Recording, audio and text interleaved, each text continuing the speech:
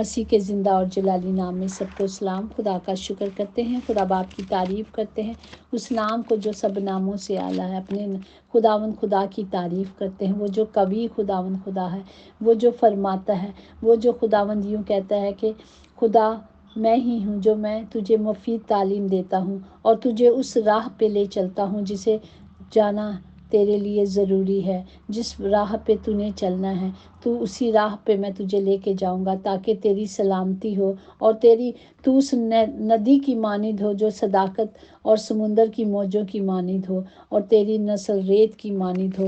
ہمارا خداوند ہم سے محبت کرتا ہے، اس لیے وہ ہمیں بار بار تاکید کرتا ہے، بار بار ہم سے کلام کرتا ہے۔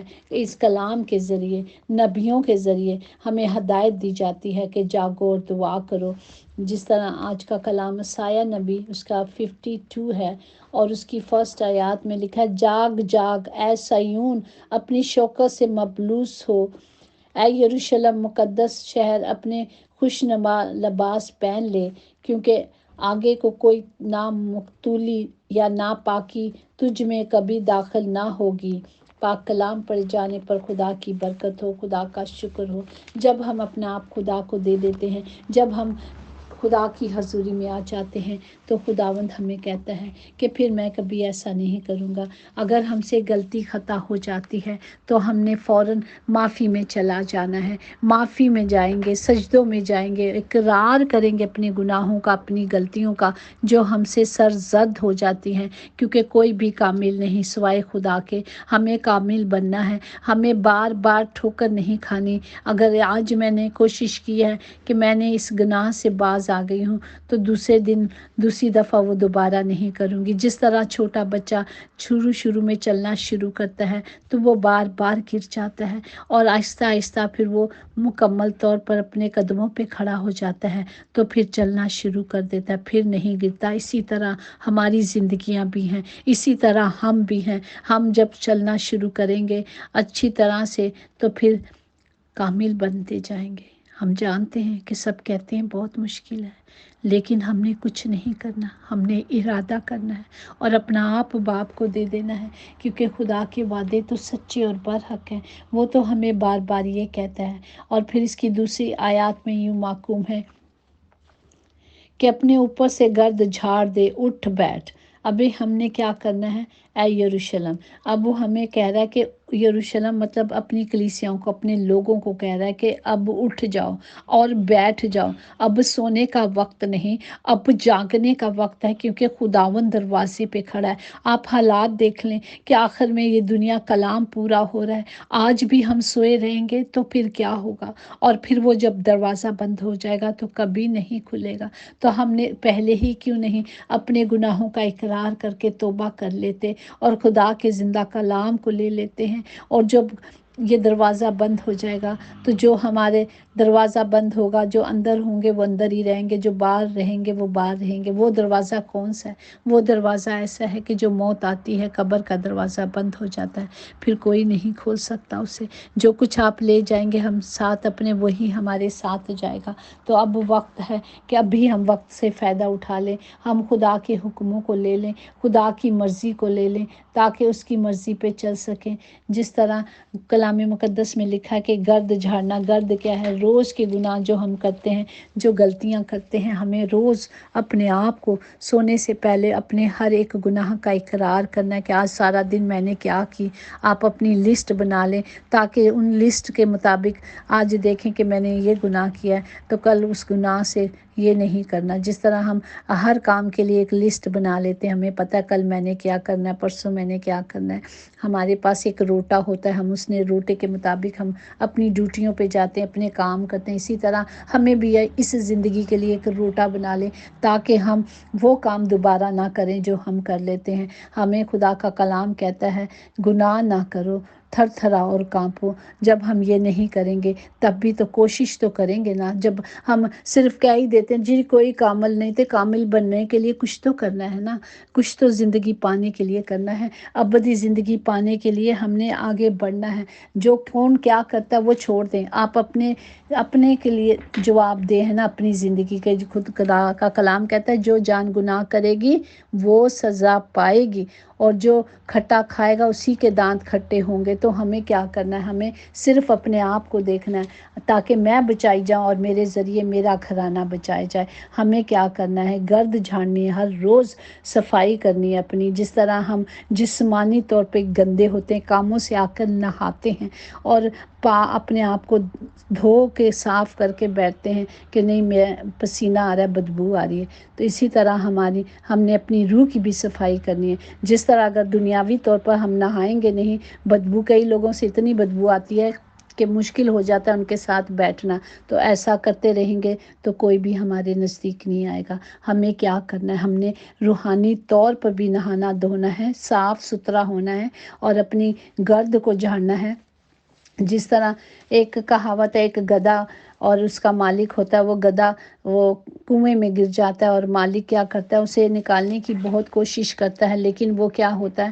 وہ اسے نکال نہیں پاتا۔ وہ لوگوں سے ہیلپ مانگتا ہے کہ میری مدد کرو، اور لوگ اس کے پاس آتے ہیں پر وہ بھی کچھ نہیں کر سکتے۔ پھر اس نے سوچا کہ میں اسے نکال نہیں سکتا، تو میں ایسا کرتا ہوں اس پہ مٹی ڈال کر اس کو یہیں زندہ دفن کر دیتا ہوں۔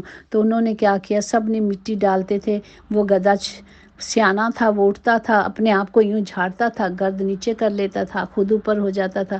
پھر ایسے کرتے کرتے وہ بار بار اس پہ مٹی پھینکتے تھے، وہ اٹھتا تھا، مٹی نیچے کر دیتا تھا، خود اپنے آپ کو جھاڑ لیتا تھا، اور کرتے کرتے وہ اتنا اونچی مٹی ہو گئی اور وہ مٹی نیچے آ گئی اور وہ اوپر آ گیا اور وہ گڈھے سے باہر نکل گیا۔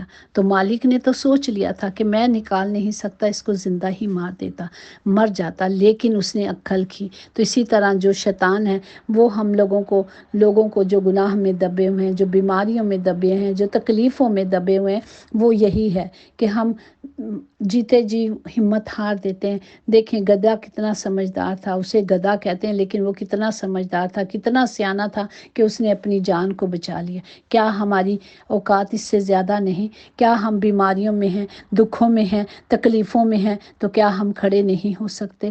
ہمارے اندر جو ہمارا خدا کا پاک روح ہے وہ زور آور ہے، جو باہر کا سردار ہے، اس سے زیادہ ہم میں قوت ہے، اس سے زیادہ خدا نے ہمیں قوت سے اور قدرت سے بھرا ہے۔ ہمیں صرف کیا کرنا ہے؟ ہمیں خدا کے زندہ کلام پر عمل کرنا ہے، توجہ کرنی ہے اور اس کلام کو اپنے اندر لے لینا ہے۔ خدا کہتا ہے تو منہ کھولے گا تو میں تجھے کلام سے بھر دوں گا۔ وہ کہتا ہے میں تیری طاقت بن جاؤں گا، کیونکہ اس میرے باپ کو ہماری فکر ہے، وہ ہماری فکریں کرتا ہے، وہ ہماری فکریں اس نے لے لی ہیں۔ اس نے جو کچھ بیماریاں تھیں، دکھ تھے، تکلیف تھے، اس نے اپنے بدن پر لے لیے۔ اس نے اپنا بدن میرے اور آپ کے لیے زخمی کیا، کوڑے کھائے، اور اس نے اپنے بدن پہ میرے دکھ اور تکلیف لے لیے۔ تو پھر کیوں نہیں کہ ہم کھڑے ہو جاتے؟ نہیں، میرے باپ نے کہا ہے کہ یہ تکلیفیں، یہ دکھ تمہارا حصہ نہیں، تو پھر کیوں نہیں ہم خدا کی حضوری میں آ کر اس کلام کو لے لیتے اور خدا کے وعدوں پہ کھڑے ہو جاتے۔ جب ہم خدا کے وعدوں پہ کھڑے ہوں گے تب بھی تو خدا کا کلام ہماری زندگیوں میں کام کرے گا۔ ہمیں صرف کلام کی قدرت کو لے لینا ہے، کلام کی حکمت کو لے لینا ہے، تاکہ خدا کا زندہ کلام میرے اور آپ کے لیے ہے، جو خدا نے کہا ہے وہ پورا ہو۔ آمین، پریز دا لارڈ۔ اسی طرح ہم دیکھیں پہلا کرنتھیوں اس کا 6 باب 19 میں کیا لکھا ہے؟ کیا تم نہیں جانتے کہ تمہارا بدن روح القدس کا مقدس ہے جو تم میں بسا ہوا ہے، اور تم کو خدا کی طرف سے ملا ہے، اور تم اپنے نہیں کیونکہ قیمت سے خریدے گئے ہو؟ پس اپنے بدن سے خدا کا جلال ظاہر کرو، اور اسے اس خدمت کو جو آدمیوں کے لیے نہیں بلکہ خداوند کی جان کر کرو۔ ہمیں کیا کرنا ہے؟ اپنے اس بدن کو صرف خدا کے لیے صرف کرنا ہے۔ ہم نے یہ جاننا ہے کہ اس میں خدا کی روح ہے، اس نے اپنا دم ہم میں پھونکا ہوا ہے، اور یہ روح جو ہے اس کی ہے، وہ پاک ہے۔ اور کیا پاک چیزیں، پاک روح ہمارے جسم میں صرف اس کی ہے، اور ہم نے اس جسم کو پاک اور صاف رکھنا ہے۔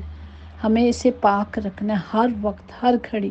اس میں ایک بھی خراش آئے گی تو ہم نے اس کا جواب دینا ہے اپنے خداوند کو کہ میں نے خدا کا مسکن کیوں خراب کیا ہے۔ تو ہم یہ کسی کے آدمیوں کی خدمت کے لیے نہیں، جس طرح کلام میں ابھی ہے کہ اسے کسی خدمت کے لیے نہیں ہے، صرف یہ نہیں کہ وہ मेरा बदन है इसमें, बल्कि हमने खुद ये जानकर करना है कि ये खुदा की इमानत है और ये खुदा के लिए है। और हमने जो भी काम करना है हमने ये जान कर करना है कि मैं अपने खुदा के लिए कर रहा हूँ। तो हमें सिर्फ खुदा के लिए सब कुछ करना है, क्योंकि जिसके पास बेटा है उसके पास ज़िंदगी है, और जिसके पास खुदा का बेटा नहीं उसके पास ज़िंदगी नहीं है। ज़िंदगी देने वाला हमारा खुदावंद खुदा है। हमें ज़िंदगी लेने के लिए उसके कदमों में आ जाना है, उसकी मर्ज़ी को मांगना है, उसकी मर्ज़ी पर चलना है। जिस तरह खुदावंद खुद कहता है कि मैंने अपने बाप की मर्ज़ी पूरी करके उसके दाहिने हाथ जा बैठा हूँ, आज वो मुझे और आपको भी दावत कर देता है कि तुम भी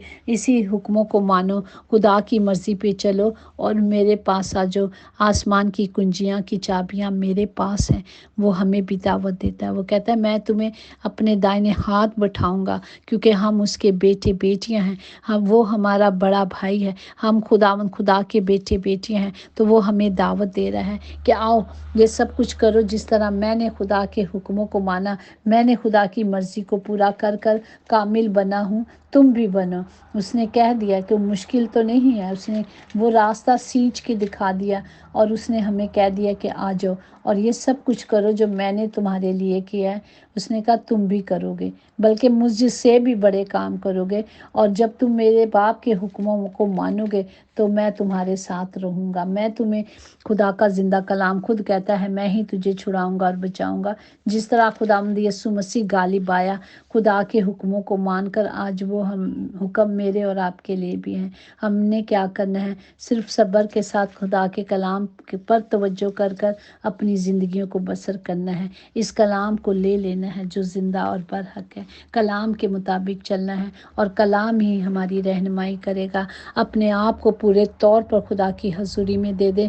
अब वक्त नहीं है, सुने, अब वक्त नहीं है, खुदा का कलाम पूरा हो रहा है। हमें कलाम को ले लेना है और इस वक्त की कदर हमने करनी है। वक्त तो गुजर जाएगा लेकिन हम तो यहीं रहेंगे ना।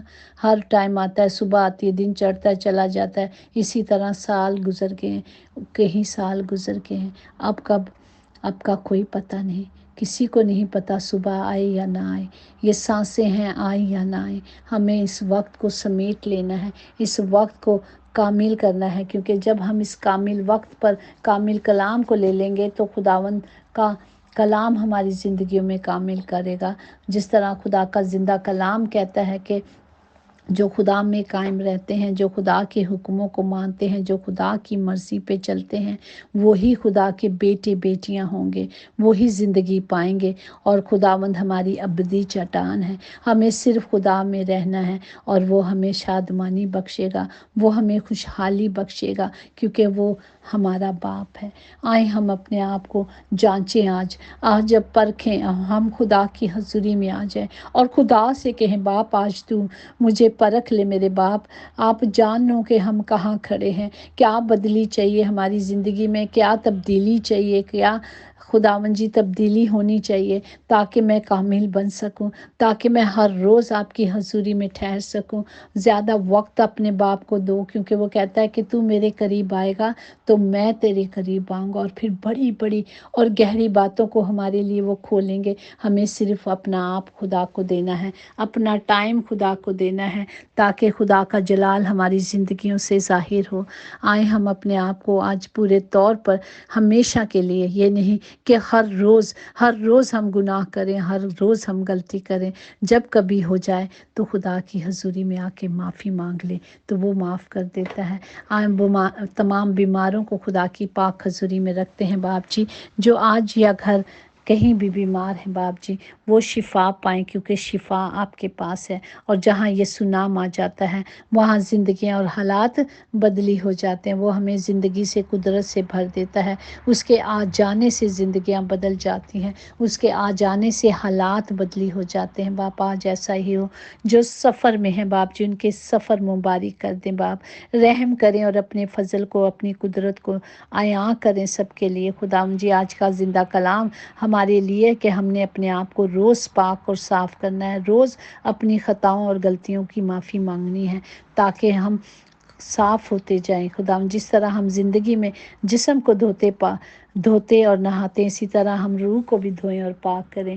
خداوند جتنے گھر ہیں ان سب کے لیے ہاتھ اٹھاتے ہیں، سب کے لیے نجات کو، زندگی کو، صحت کو، کامیابی کو، فتحیابی کو بولتے ہیں۔ تمام گھروں کے خطے بھرے رہیں باپ جی، کبھی کسی چیز کی کمی نہ ہو۔ رحم کریں اور اپنا فضل جاری کریں، کیونکہ آپ کا فضل ہم سب کے لیے کافی ہے۔ یقیناً بھلائی اور رحمت عمر بھر ہم سب کے ساتھ ساتھ رہے گی، اور ہم ہمیشہ خداوند خدا کے گھر میں سکونت کریں گے۔ آمین آمین۔